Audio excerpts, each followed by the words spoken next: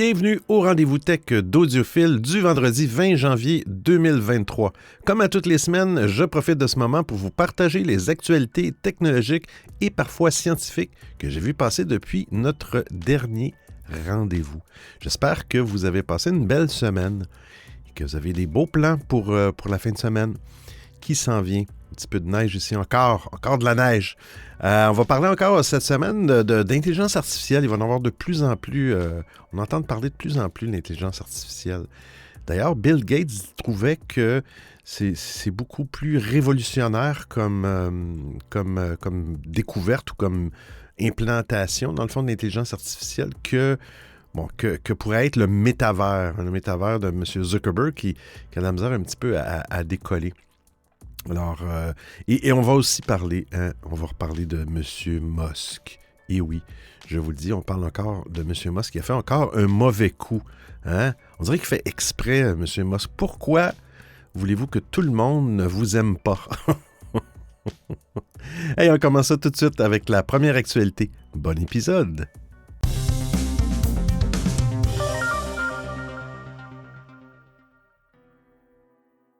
Microsoft enterre Windows 7 et Windows 8.1. Si vous utilisez encore un ordinateur qui tourne sur Windows 7 ou sur Windows 8.1, il est vraiment temps de penser à autre chose. Pour rappel, Windows 7 a atteint sa fin de vie en janvier 2020.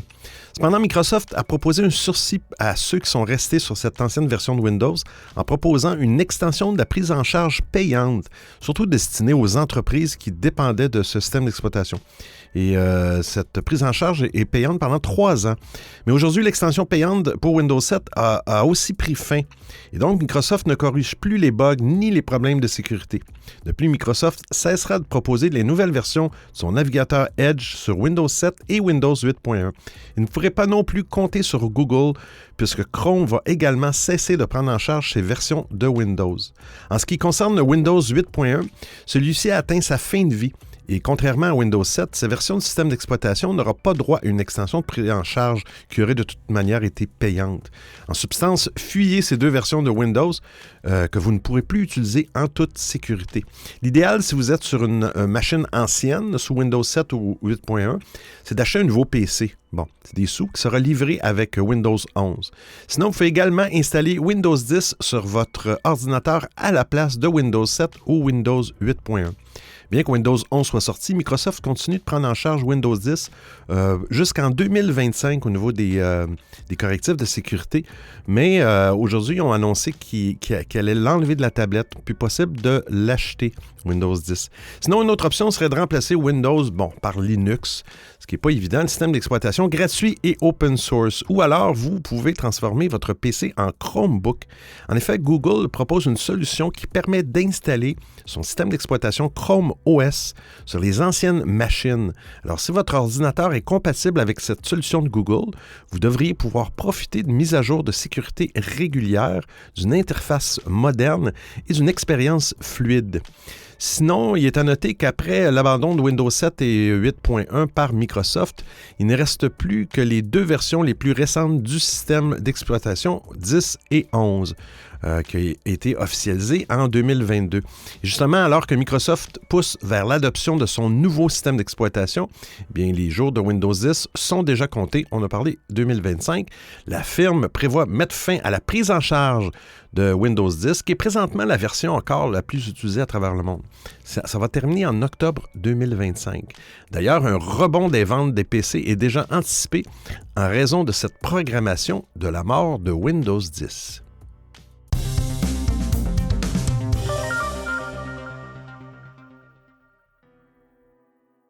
Apple prépare un Mac à écran tactile.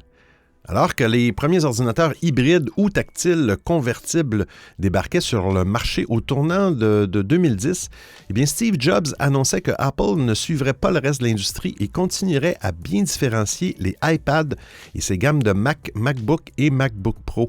Le cofondateur de la firme estimait en effet que les ordinateurs dotés d'un écran tactile sont ergonomiquement affreux, quand même, rien de moins, notamment quand il s'agit de passer du clavier souris à l'utilisation au toucher. peut-être. Apple semblait en réalité souhaiter surtout préserver ses ventes d'iPad, leader sur le marché, tout en développant ses parts de marché dans les ordinateurs.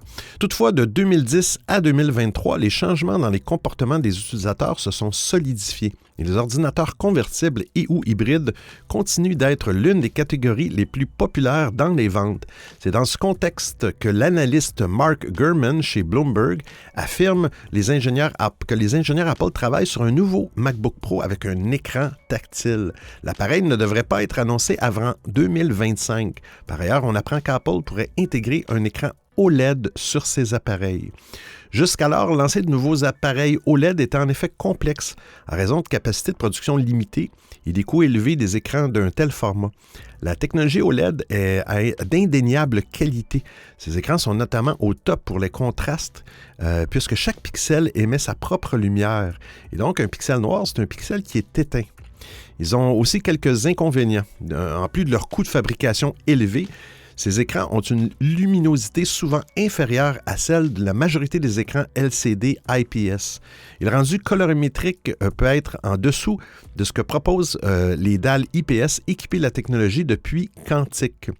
Apple commence donc sur plusieurs appareils à proposer une technologie alternative appelée mini-LED, qui combine la justesse colorimétrique de la technologie des filtres quantiques, la luminosité des écrans IPS, tout en s'approchant de la précision des contrastes de la technologie OLED. Cette technologie d'écran repose à la fois sur une matrice assez fine de LED bleu pour la couche rétroéclairage, surplombée d'une dalle IPS avec filtre quantique. Quand même, Mark Gurman souligne à ce stade que l'arrivée des écrans tactiles et OLED dans le line-up des Mac n'est pas confirmée officiellement par Apple. Malgré sa position a priori arrêtée sur le sujet, on sait que la firme a déjà développé des prototypes de Mac tactiles en interne avant d'y renoncer. Toutefois, deux éléments rendent l'arrivée de telles machines probable à ce stade. D'abord, Mark Gurman affirme que les ingénieurs de la firme sont activement engagés sur le projet, ce qui semble indiquer que Cupertino a affecté des moyens suffisants. Ensuite, il y a le fait que Apple continue de marquer des points dans les ordinateurs dans un marché dans l'ensemble en baisse. Il pourrait souhaiter stimuler ainsi encore plus ses ventes en diversifiant la gamme de Mac.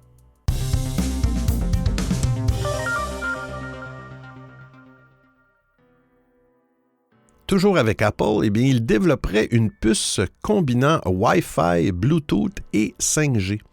Effectivement, Apple cherche à réduire sa dépendance aux fournisseurs en développant en interne ses propres composants électroniques. Ça devrait bientôt être le cas pour la puce qui combine le Wi-Fi, le Bluetooth et la 5G, au grand désespoir de Qualcomm et de Broadcom. Si Apple utilise les services de sous-traitants comme Samsung, Qualcomm ou TSMC pour produire les composants nécessaires à ces appareils, bon nombre d'entre eux sont développés en interne. C'est le cas des systèmes sur puce A et M qui équipent respectivement l'iPhone et les Mac. C'est le groupe taïwanais TSMC qui les fabrique, mais les spécifications ont été mises au point par le constructeur informatique. Apple aurait l'intention de procéder de la même manière pour la puce d'accès au réseau cellulaire 5G.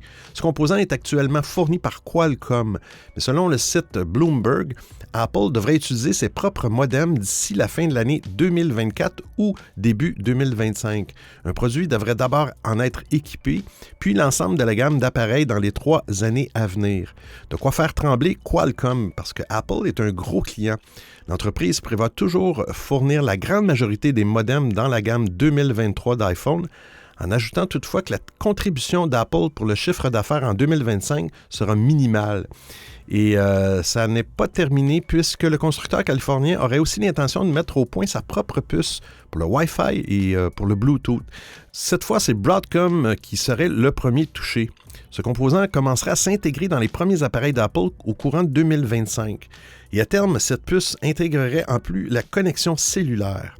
On ne sait pas encore quand le premier iPhone doté de cette puce sans fil sortira, mais visiblement, Apple cherche à couper définitivement les ponts avec Qualcomm et Broadcom, même si le développement risque d'être encore long et complexe.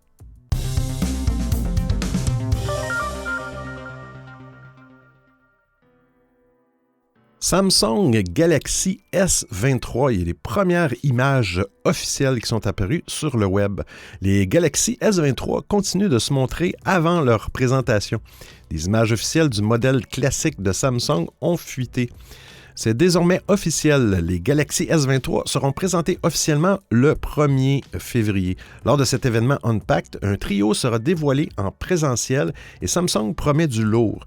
Le constructeur sud-coréen a toutefois du mal à garder le secret autour de ses futurs produits phares. Le Galaxy S23 Ultra fait régulièrement la une et c'est à présent autour du modèle de base de s'afficher. Une nouvelle fuite nous vient du très bien informé Roland Quent. Sur le site WinFeature, il publie des images officielles du futur Galaxy S23 qui accompagnera les Galaxy S23 Plus, Galaxy S23 Ultra. Il dit « Nous pouvons maintenant vous montrer le Galaxy à l'avance », écrit le site qui partage ces images. Elles sont qualifiées d'officielles car Samsung devrait les utiliser et les envoyer à la presse lors de l'officialisation. Pour l'heure, il faut se contenter de fichiers en basse définition. Comme attendu, le Samsung Galaxy S23 se déclinera en 4 coloris différents. Alors, on aura droit à des variantes Phantom Black, noir, Botanic Green, vert, Mystic Lilac, rose-violet et Cotton Flower, blanc. Les images confirment aussi que les changements sont légers par rapport à la série actuelle. Samsung joue la continuité en cherchant à simplifier le design de ce modèle de base. Alors que les constructeurs cherchaient à mettre en avant les capteurs dorsaux, le Galaxy S23 cherche à les rendre plus discrets. Plutôt qu'un îlot séparé, les capteurs sont intégrés au corps du smartphone. Samsung travaille aussi sur la finesse de son téléphone avec des capteurs qui dépassent très légèrement l'arrière du boîtier. Rappelons que le Galaxy S23 s'annonce avec une configuration proche de celle de son prédécesseur. Alors on parle d'un capteur principal de 50 mégapixels qui accompagnerait un ultra grand angle de 12 mégapixels et un téléobjectif de 10 mégapixels, soit une configuration assez polyvalente. On attend quand même des améliorations dans le rendu des clichés capturés avec ce modèle. Pour découvrir le capteur de 200 mégapixels et le zoom optique de 10, il faudra se tourner vers le Galaxy S23 Ultra. Avec le Galaxy S23, Samsung cherche à offrir un modèle plus compact, abordable et performant. En effet, il disposera d'un puissant Snapdragon 8 génération 2, flanqué de 8 gigaoctets de mémoire RAM et 128 ou 256 gigaoctets de stockage. Samsung ajouterait une batterie de 3900 mAh compatible avec la charge filaire 25 watts et le sans-fil à 15 watts. Il faudra encore attendre jusqu'au 1er février pour tout savoir sur ce modèle. Le Galaxy S22 128 gigaoctets au meilleur prix, le prix de base est à 850 $ américains.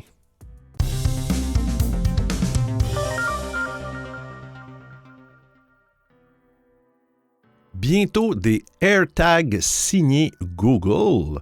Alors, selon Kuba, oh là, il faut que je dise un nom, je m'excuse déjà à l'avance au monsieur, Kuba Wojciechowski, développeur et leaker fiable pour tout ce qui touche à Google. La firme de Mountain View devra bientôt commercialiser son propre AirTag. Les dispositifs de suivi ou les trackers démocratisés par l'entreprise Tile, c'était eux initialement qui avaient créé ça, permettent de retrouver facilement des objets en les localisant. On sait qu'Apple dispose de son propre modèle, le AirTag, tout comme Samsung avec le Galaxy Smart Tag Plus. Google devrait bientôt tracker son produit fait maison. Wojciechowski, hein, monsieur? a découvert des références qui indiquent que l'entreprise travaille sur la prise en charge des balises de localisation dans FastPair, sa technologie permettant de coupler rapidement des appareils Bluetooth à proximité. Il assure que la firme développe son propre dispositif de suivi qui pourra être utilisé avec cette dernière. Le produit est baptisé Grogu en interne. Ah, c'est comme le bébé Yoda de la série Mandalorian.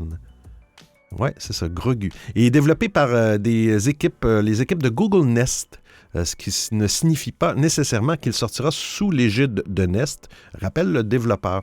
Le tracker intelligent de Google sera compatible avec les technologies Bluetooth et Ultra Wideband, UWB. ce qui offre d'ailleurs une bien meilleure précision que le Bluetooth pour localiser les objets perdus. Alors, grâce à l'Ultra Wideband, il est possible d'afficher à la fois les estimations de distance et les directions vers une balise. À noter que les smartphones Pixel 6 Pro et Pixel 7 Pro prennent en charge cette connectivité, mais que son usage est pour l'heure très limité. Je cite, « Il convient de mentionner que Google travaille actuellement avec plusieurs fabricants de puces pour que leurs produits prennent en charge la nouvelle technologie FastPair afin de permettre aux équipementiers de développer leur propre tracker sans trop de difficultés. » Précise Wojciech Charski. Excusez, monsieur. L'appareil sera doté d'un petit haut-parleur interne pour faire retentir des alertes, tout comme l'AirTag d'Apple.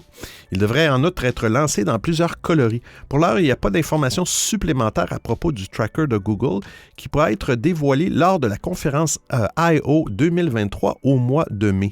Sa commercialisation pourrait, quant à elle, coïncider avec celle des prochains smartphones Pixel à l'automne.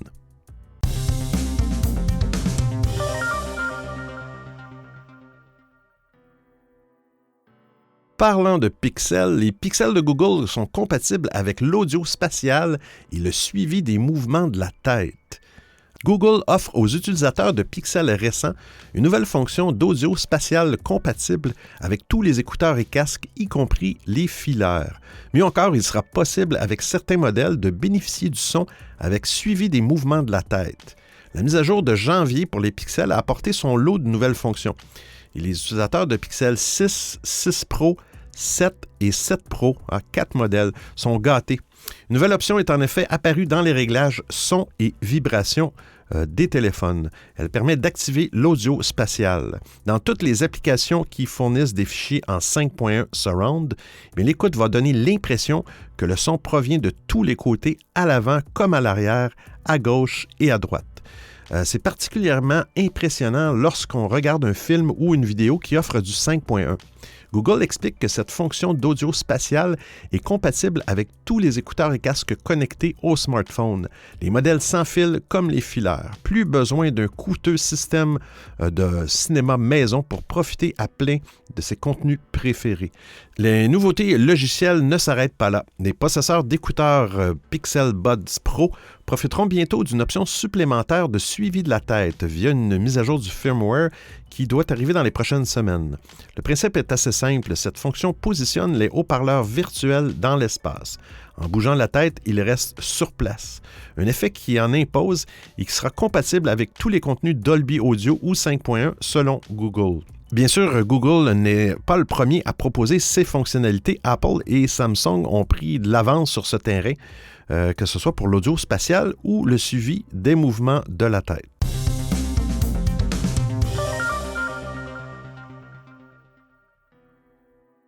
Google Meet. L'application dispose désormais d'un outil qui facilite encore plus les présentations. Le concurrent de Zoom a réussi à trouver un moyen ingénieux qui devrait désormais permettre aux conférenciers de consulter plus facilement leurs différentes notes au cours de leur présentation, ce qui devrait leur donner l'occasion de mieux s'organiser afin d'éviter certains problèmes qui sont récurrents au cours de ce type de présentation. Les trous de mémoire, j'avais un trou de mémoire. Les trous de mémoire sont la première hantise de tout conférencier qui se respecte. Imaginez un instant un professeur d'université ou un chef de service d'une entreprise en train de chercher ses mots face à son auditoire. Ça nous est tous arrivé sûrement. Même s'il s'agit de choses qui arrivent, il faut avouer que personne n'aime se trouver dans ce type de situation. Heureusement, Google Meet n'est pas du genre à laisser tomber ses utilisateurs. Pour régler une bonne fois pour toutes ces problèmes, l'application a intégré une nouvelle fonctionnalité qui permet d'organiser au mieux ses notes personnelles. Il faut souligner au passage qu'auparavant, ceux qui voulaient éviter les trous de mémoire étaient obligés de sortir de temps à autre de Google Meet pour aller consulter leurs notes dans Google Slides. Une option qui est très loin d'être pratique et qui demande un sens parfait du timing. Mais bien, désormais, les choses sont plus faciles. Avec la nouvelle fonctionnalité, les notes peuvent être placées directement dans Google Meet à côté de l'interface du présentateur, ce qui lui permet de les consulter à sa guise au cours d'une réunion ou d'une conférence. Plus besoin donc de faire les allers-retours entre les différentes fenêtres. En plus d'être très utile, le nouvel outil est très pratique à utiliser. Google a en effet ajouté un bouton dédié aux notes personnelles dans la barre de menu de Google Meet. Celui-ci est accessible depuis l'interface utilisateur. Ainsi, il suffit pour l'orateur de cliquer sur ce bouton après avoir lancé son diaporama pour que les notes apparaissent automatiquement sur le côté droit de la diapositive. Le conférencier ou l'animateur peut, par ailleurs, ouvrir ou fermer les notes à tout moment sans que ses interlocuteurs s'en rendent compte. Il est important de noter que Google n'a pas l'intention de rendre cette nouvelle fonctionnalité exclusive à l'application Meet. En fait, elle sera disponible sur toutes les applications de Google Workspace. Le déploiement de la nouvelle option est en cours. Elle devrait être complètement opérationnelle d'ici la fin du mois. Toutefois, tous les utilisateurs de Google Meet n'auront pas la chance d'en bénéficier. Google a en effet indiqué que la nouvelle fonctionnalité ne sera pas disponible pour les abonnés de Workspace Essential, Business Starter, Education Fundamentals, Frontline, ainsi que ceux qui utilisent G Suite, Basic et Business. Beaucoup de produits. Tout le monde ne pourra donc pas profiter de la nouvelle organisation des notes personnelles sur Google Meet. Vous écoutez le Rendez-vous Tech d'Audiophile.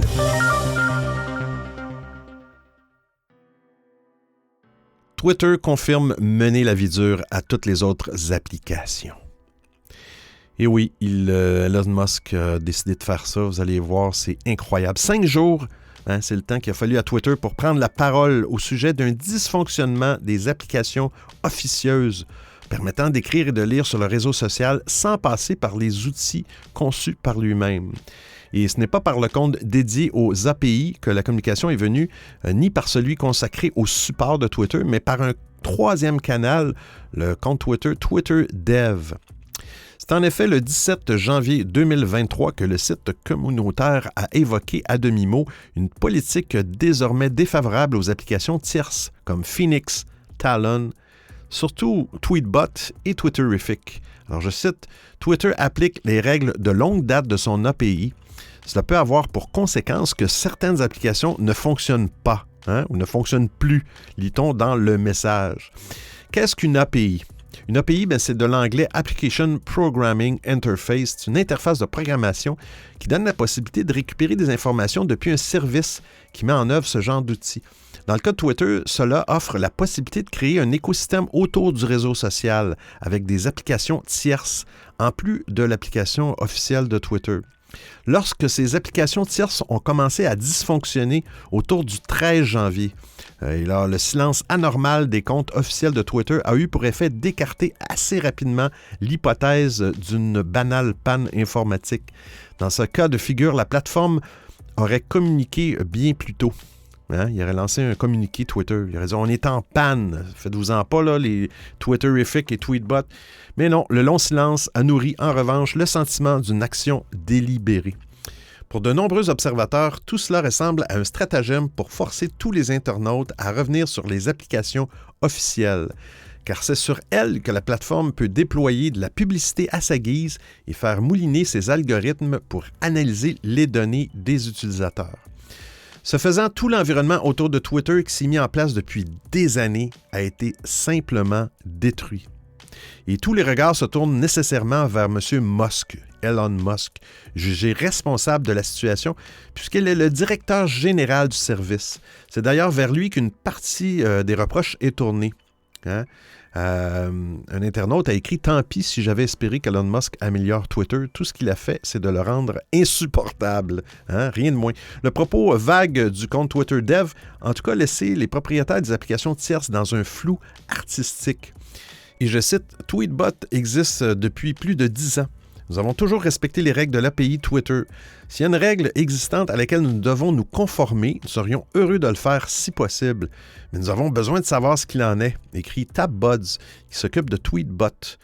Tous, en tout cas, sont d'accord pour regretter le long mutisme du côté de Twitter et l'absence d'avertissement préalable qui aurait pu leur permettre de s'adapter à ces fameuses règles. Alors, ces compagnies-là, ces logiciels-là, Tweetbot, fonctionnent avec des abonnements mensuels. Et là, j'ai l'impression qu'ils vont perdre ces revenus-là parce que, ces applications-là, Tweetbot et Twitterrific, ne fonctionnent plus sur iOS et iPadOS. La seule exception, il ne faudrait pas que je le dise trop fort, on n'a pas d'explication. Mais si vous avez un Mac et vous avez toujours la version Twitterrific eh bien cette fonction-là, cette application-là, plutôt, fonctionne toujours. Et ça, c'est un mystère. Si M. Musk veut se débarrasser, eh bien, il faudrait qu'il débranche cette application-là aussi. Merci, M. Musk. On va se souvenir de vous.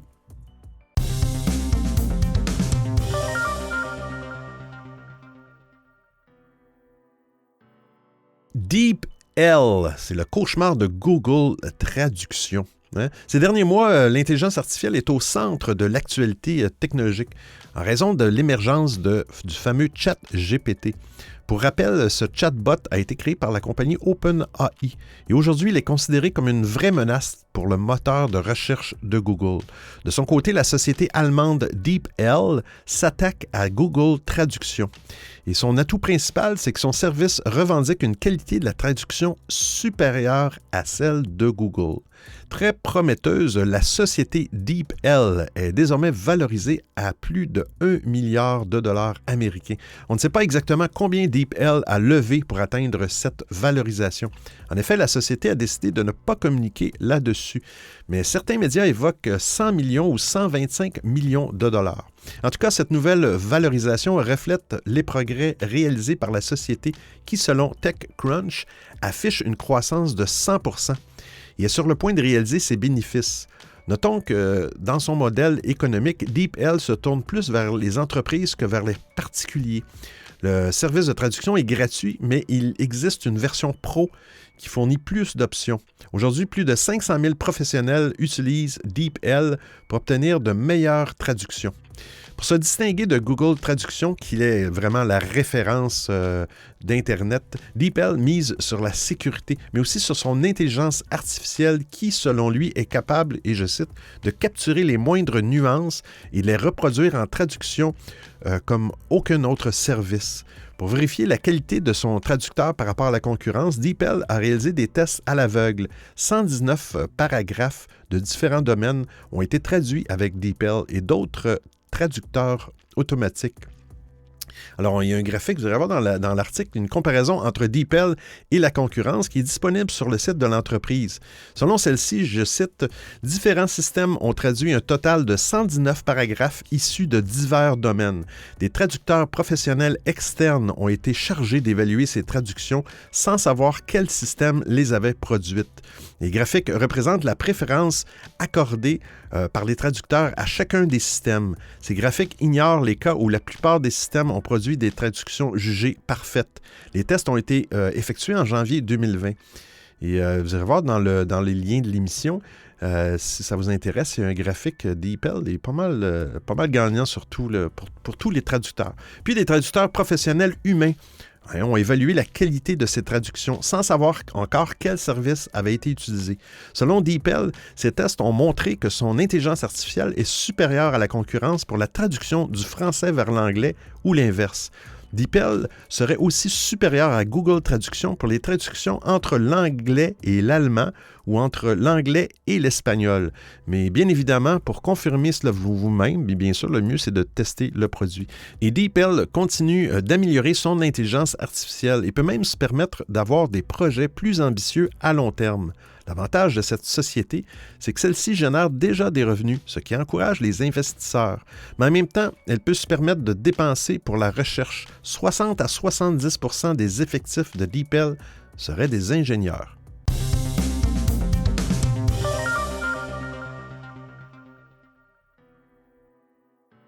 Google va lancer un concurrent à ChatGPT. Pendant que ChatGPT défraie la chronique, Google travaille sur un chatbot similaire. En effet, si l'intelligence artificielle d'OpenAI a de quoi inquiéter de nombreux travailleurs, elle est aussi une source de préoccupation pour Google, selon les rumeurs. Bien que ChatGPT soit encore plein d'imperfections, ses performances en font un concurrent potentiel pour le moteur de recherche. En effet, si cette intelligence artificielle continue de se développer, ses réponses pourraient progressivement remplacer les résultats de recherche de Google. Mais la firme de Mountain View ne compte pas se laisser éclipser. Celle-ci aurait déjà déclaré un code rouge et mobilisé des ingénieurs pour réagir au lancement de ChatGPT en 2022. Et visiblement, ces rumeurs étaient fondées puisque Google envisage le lancement d'un chatbot comparable à ChatGPT dès cette année. Cela a été révélé par Demis Hassabis, le CEO de DeepMind, dans une interview avec le Time. Pour rappel, DeepMind est une filiale d'Alphabet, qui est la maison mère de Google, spécialisée dans l'intelligence artificielle. Le chatbot de DeepMind s'appellera Sparrow. Et celui-ci envisage de lancer le bêta privé dès cette année.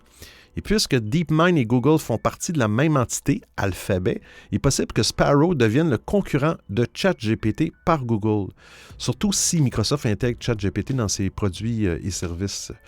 Néanmoins, si DeepMind va donc montrer de quoi il est capable, la filiale d'Alphabet veut adopter une approche plus prudente. Selon le Time, ce retard de Sparrow est nécessaire pour que l'entreprise travaille sur des fonctionnalités qui manquent à ChatGPT, comme le fait de mentionner ses sources. DeepMind va également essayer d'établir des limites à ne pas franchir pour son intelligence artificielle. Dans une publication présentant Sparrow en septembre 2022, la filiale d'Alphabet décrivait celui-ci comme un agent de dialogue qui est utile et réduit le risque de réponses dangereuses et inappropriées. Aussi, notre agent est conçu pour parler avec un utilisateur, répondre à des questions et effectuer des recherches sur Internet à l'aide de Google lorsqu'il est utile de rechercher des preuves pour éclairer ses réponses, avait également indiqué DeepMind dans sa publication. Celui-ci aurait déterminé un ensemble de règles pour s'assurer que le comportement du modèle est sûr. Ces règles incluent une interdiction de faire des déclarations menaçantes ou de faire des commentaires haineux. DeepMind interdit aussi à son intelligence artificielle de prétendre avoir une identité humaine. En septembre, la filiale d'Alphabet admettait que pour le respect de ces règles, Sparrow a encore du progrès à faire. Et je cite, « Après la formation, les participants étaient encore capables de le tromper pour qu'il enfreigne nos règles 8% du temps. Mais par rapport à des approches plus simples, Sparrow est meilleur pour suivre nos règles dans le cadre d'un sondage contradictoire », avait indiqué DeepMind. En ce qui concerne la qualité des réponses, les tests présentés par DeepMind en septembre ont montré que 78% du temps, Sparrow a été en mesure de répondre aux questions factuelles de manière plausible et en étayant des preuves. Lorsque le chatbot sera en bêta privé, on pourra commencer à comparer celui-ci avec ChatGPT en matière de qualité des réponses, mais aussi en ce qui concerne l'éthique. Notons de son côté que OpenAI a déjà prévenu que bien que ChatGPT puisse impressionner avec ses réponses, l'intelligence artificielle a encore besoin d'amélioration.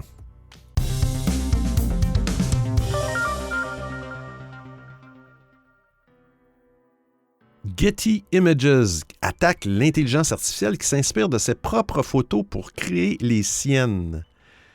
Alors, une procédure est engagée entre Getty Images et Stability AI. Et si vous ne connaissez pas Getty Images, sachez qu'il s'agit d'une banque d'images populaire proposant un très large choix de contenus photos.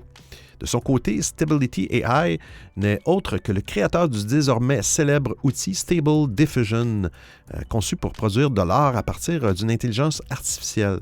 Cependant, durant la semaine, Craig Peters, le PDG de Getty Images, a annoncé poursuivre en justice Stability AI pour avoir utilisé la propriété intellectuelle d'autrui en l'absence d'autorisation. Toujours selon les propos de Peters, ce ne sont pas moins de plusieurs millions d'images protégées par le droit d'auteur qui auraient été malicieusement dérobées par Stability AI, ceci afin d'alimenter sa propre plateforme. Pour preuve, certaines images créées à partir de Stable Diffusion contiennent une recréation plutôt hasardeuse du filigrane de Getty Images. C'est pas très brillant, mais bon. La volonté première de Getty Images est avant toute chose de protéger les droits de propriété intellectuelle de sa banque d'images tout en assurant la protection de ses nombreux contributeurs.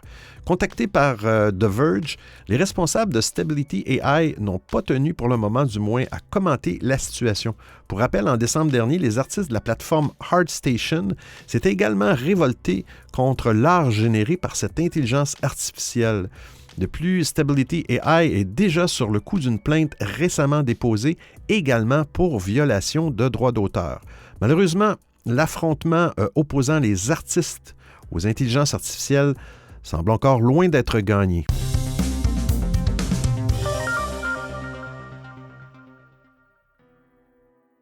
Un concept de drone alimenté au laser qui peut voler indéfiniment. Des chercheurs chinois ont créé un prototype de drone alimenté par un faisceau laser. Il n'aurait donc jamais besoin de se poser en théorie. Pour y parvenir, Li Xuelong, excusez M. Xuelong, ses collègues de la Northwestern Polytechnical University, le NPU, ont misé sur une technologie à base de laser. Un brin surprenant, sachant que ces faisceaux sont plutôt utilisés pour détruire des drones indésirables. Dans ce cas précis, les chercheurs veulent s'en servir pour alimenter directement un drone en plein vol. Pour ça, l'engin a été équipé d'un module de conversion photoélectrique. C'est un composant qui permet de transformer l'énergie transportée par une onde électromagnétique, comme la lumière du laser, en électricité utilisable directement par l'appareil. En théorie, ce dernier pourrait donc voler indéfiniment, du moins tant que le faisceau laser est maintenu. C'est un concept qui a déjà été exploré dans différents contextes, notamment dans le secteur militaire. Mais pour l'instant, personne n'a encore réussi à amener cette technologie à maturité. C'est surtout à cause des deux limites principales. La première, c'est la capacité de suivi. En effet, pour alimenter un drone, le laser doit être braqué en permanence sur la cellule de conversion. Et c'est plus facile à dire qu'à faire, car les systèmes de ce genre peuvent aisément perdre les pédales dès qu'ils rencontrent une situation inconnue. Pour contourner cet obstacle, les chercheurs chinois ont écrit un algorithme prédictif qui essaie de deviner le prochain mouvement du drone en permanence. Même si ce n'est pas indiqué explicitement, la formulation suggère qu'il pourrait s'agir d'un système basé encore sur l'intelligence artificielle. Apparemment, il fonctionne plutôt bien, même dans des conditions toutes sauf idéales. Les auteurs expliquent qu'il affiche une bonne tolérance aux différents niveaux d'éclairement, et ce dans n'importe quel environnement. À partir de là, les chercheurs ont pu s'attaquer au deuxième problème encore plus ardu, la transmission de l'énergie. Car même si un faisceau laser véhicule effectivement une certaine énergie, le rendement n'est pas parfait. Toute l'énergie fournie à l'appareil ne se retrouve pas transmise entièrement au faisceau. Et lorsque ce dernier traverse un milieu, une partie de l'énergie du laser va être perdue à cause du phénomène de diffraction. C'est ce qu'on appelle une atténuation, et cela signifie que l'énergie sera moins importante au bout du faisceau qu'à l'origine. Pour fournir une quantité d'énergie suffisante au drone, les chercheurs ont dû réduire cette atténuation autant que possible. Ils ont donc développé une solution qui permet d'adapter la forme et la puissance du faisceau en temps réel. Cela permet de réduire l'impact négatif des turbulences atmosphériques sur le faisceau et par extension d'améliorer la transmission de l'énergie. Ils y ont aussi ajouté un système de sécurité. Si un autre objet, comme un oiseau, passe entre le drone et la source de laser, eh bien, l'intensité sera ajustée immédiatement pour éviter de l'endommager ou de tuer l'oiseau. Il reste malheureusement plusieurs inconnus de taille. Par exemple, les auteurs n'ont pas indiqué combien de temps l'engin avait pu se maintenir en l'air. Et surtout, ils sont restés très discrets sur les caractéristiques de la cellule de conversion. On ne sait pas jusqu'à quelle distance elle peut fonctionner, ni quel est son rendement. Rien de bien étonnant, sachant qu'il s'agit de technologies susceptibles d'être utilisées dans un contexte militaire.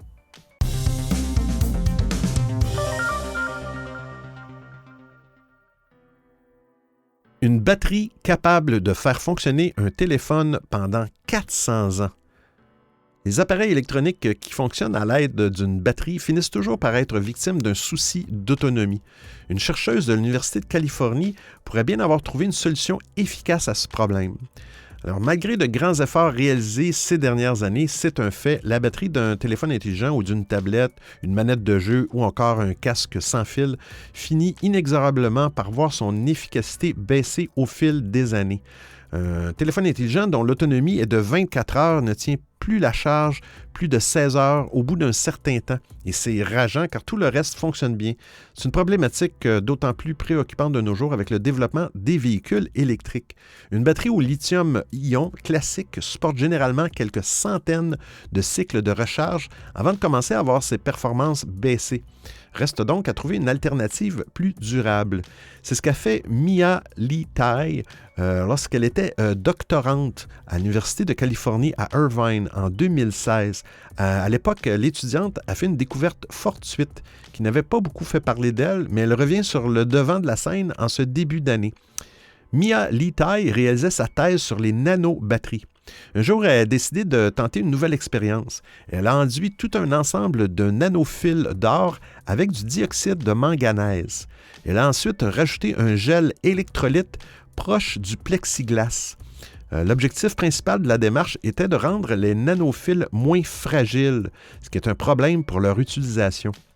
Comme ils sont très fins et très conducteurs, cela en fait des candidats idéaux pour la conception d'une batterie. Sans traitement particulier, les nanophiles présents dans une batterie affichent une durée de vie comprise entre 5000 et 7000 cycles de recharge. Cette expérience menée par la doctorante et ses collègues leur a permis de mettre au point un prototype de batterie capable d'encaisser 200 000 cycles de recharge sur une période de test étalée sur 3 mois. Et au bout de cette période, il s'avère que le prototype n'affichait aucun signe de fracturation des nanophiles et aucune baisse de puissance. Si cette découverte fait parler d'elle aujourd'hui, c'est avant tout parce qu'elle ravive l'espoir de voir des appareils high-tech plus efficaces et plus durables dans le temps. Produire des batteries est extrêmement énergivore et nécessite des composants et des matériaux rares et polluants. De fait, parvenir à prolonger la durée de vie d'un tel élément serait très clairement un atout pour la planète, mais pas pour les compagnies qui fabriquent ces... Par ailleurs, l'utilisation d'appareils dotés de batteries devrait continuer et même se développer à l'avenir avec l'arrivée massive de voitures électriques sur le marché. Il est évident que les chercheurs ont une carte à jouer avec ce type de découverte. En définitive, on ne sait pas si Mia Litaï continue de travailler sur cette technologie découverte par hasard, mais celle-ci laisse penser que des recherches sont en cours pour développer la batterie de demain. Alors j'espère que vous appréciez le format et le contenu de l'émission. Si vous avez des suggestions d'actualité, des commentaires, vous voulez m'envoyer un message audio ou simplement me payer un café, eh bien c'est très simple. Vous trouverez tous les liens sur www.audiophile.com. Il y a même une section nommée Docu, le rendez-vous tech d'Audiophile intégral avec l'ensemble des références web ou liens URL. Et je vous remercie de m'avoir prêté vos oreilles pendant l'écoute de cet épisode. Et c'est tout pour aujourd'hui. Mais restons de bonne humeur. Ne soyons pas tristes. Comme toujours, on se retrouve la semaine prochaine pour un autre épisode du Rendez-vous Tech d'Audiophile. D'ici là, portez-vous bien. Ciao, ciao tout le monde.